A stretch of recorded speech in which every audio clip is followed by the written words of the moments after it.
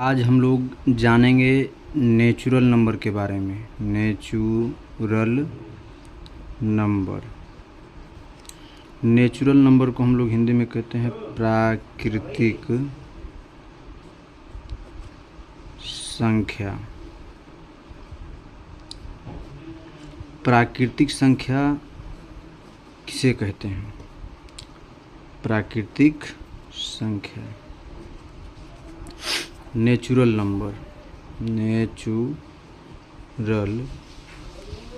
Number what is natural number? तो counting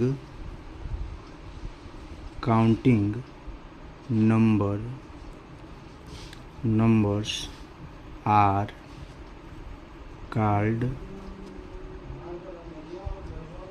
natural number।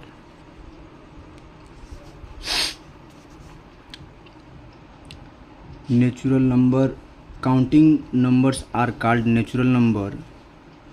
और example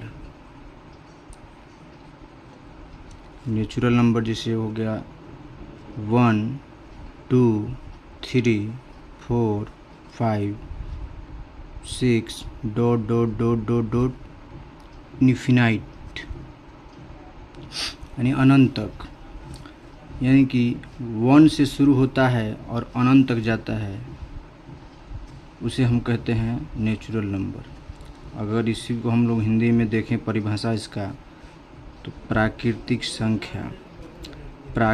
संख्या किसे कहते हैं? What is natural number? प्राकृतिक संख्या तो गिनती की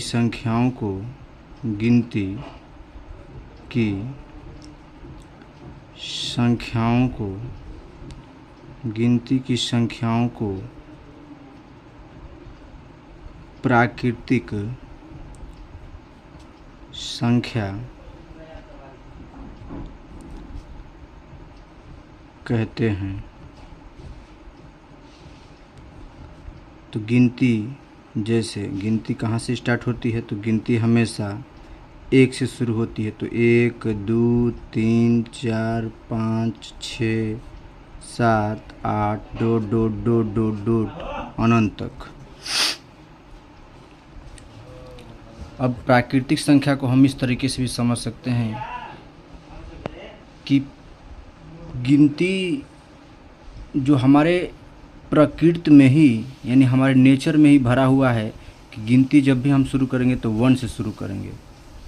जो लोग कभी विद्यालय नहीं गए वो लोग भी गिनती यानी काउंटिंग कर लेते हैं, और वो हमेशा 1 से ही शुरू करते हैं गिनती, ना कि 0 से कोई शुरू करता है। तो 1 से जो शुरू होता है और अनंत तक जाता है उसे हम लोग कहते हैं प्राकृतिक यानी नेचुरल नंबर, जो 1 से शुरू हो और अनंत तक जाए। अब हम यहाँ देखेंगे कि नेचुरल नंबर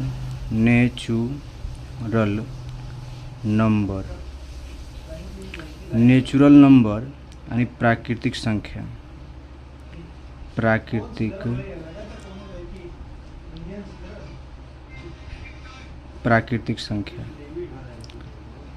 संख्या को हम लोग 2 भागों में बांटते हैं नेचुरल नंबर को। एक हो जाता है प्राइम नंबर और दूसरा कंपोजिट नंबर। प्राइम नंबर यानी अभाज्य संख्या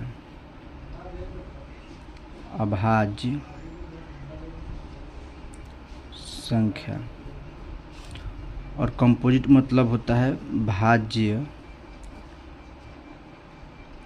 संख्या। अब हम लोग यहाँ देखेंगे कि अभाज्य संख्या क्या होता है। तो अभाज्य संख्या हम लोग ऐसी संख्याओं कहते हैं जिसका फैक्टर 2 हो, यानी एक हो जाएगा 1 और दूसरी वह संख्या स्वयं। तो जैसे कि सबसे छोटी अभाज्य संख्या यानी प्राइम नंबर होता है 2, 2 होता है और 2 का फैक्टर 2 होता है। 1 हो गया 1 और दूसरा 2, यानी कि 1 हो गया 1 के पढ़े में आएगा, दूसरा 2 के पढ़े में आएगा। इसके बाद दूसरा अभाज्य संख्या होता है 3, जो कि 1 के पढ़े में आएगा और 3 के पढ़े में आएगा।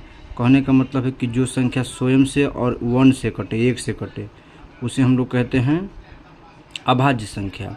जैसे यहाँ पे हो गया 5 अभाज्य संख्या, 1 के पढ़े में आएगा और 5 के पढ़े में आएगा, इसका 2 ही फैक्टर हुआ, इसलिए सब क्या है, अभाज्य संख्या।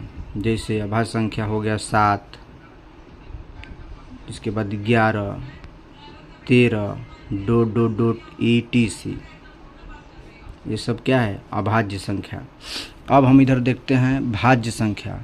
भाज्य संख्या किसे कहते हैं, जिसका फैक्टर 2 से अधिक हो, 2 से अधिक हो। जैसे 4 1 के पढ़े में आएगा, 2 के पढ़े में आएगा और 4 के पढ़े में आएगा, इसका फैक्टर कितना हुआ, 3 हुआ, इसलिए यह संख्या जो है 4, ये भाज्य संख्या हुआ।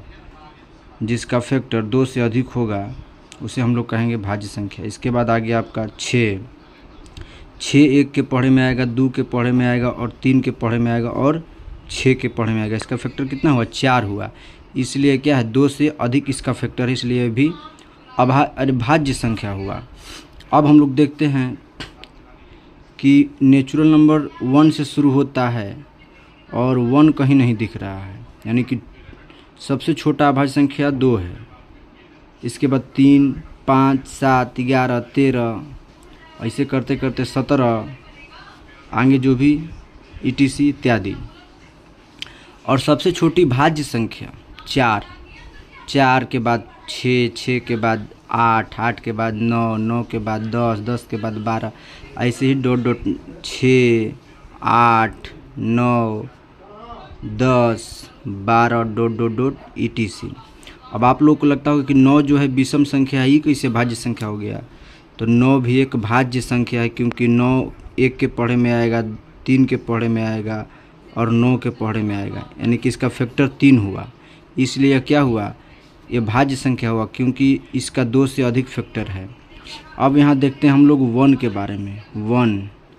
1 ना ही तो भाज्य संख्या है और ना ही भाज्य संख्या और ना ही अभाज्य संख्या। क्यों, क्योंकि 1 जो है, 1 जो है, इसका फैक्टर सिर्फ 1 ही होता है, यह सिर्फ 1 यानी अपने स्वयं से कटता है, और इसलिए इसका फैक्टर 1 ही हुआ, इसलिए यह संख्या ना ही तो प्राइम है ना ही कंपोजिट, न तो भाज्य संख्या और ना ही अभाज्य संख्या है।